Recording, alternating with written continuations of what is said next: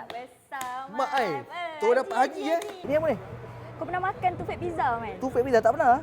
Kau kena try ni. Yang ini pizza shabu-shabu. Ini shabu-shabu daging. Okey. Yang ini shabu-shabu lamb. Pizza besar macam ni RM49 je. Ini New York punya style pizza. Ini penipis. Yes. So Ini- kita makan tak muak punya. Oh, kau boleh ambil seorang ke ni? Boleh lah, takkan tak boleh. Oh, rasa lu. Sos dia sedap gila.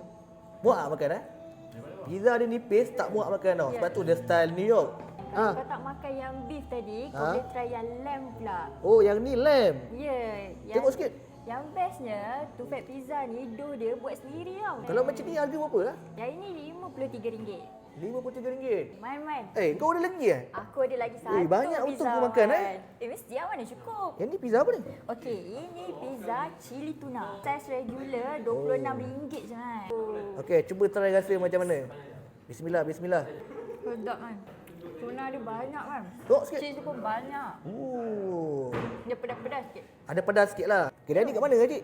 Kau waste je, Man. Senang je. Kau waste Tufek Pizza, Pulau Melaka. Pulau Melaka? Sini pukul 3 sampai 12 malam. Kita cuti hari Rabu je. Cuti hari Rabu.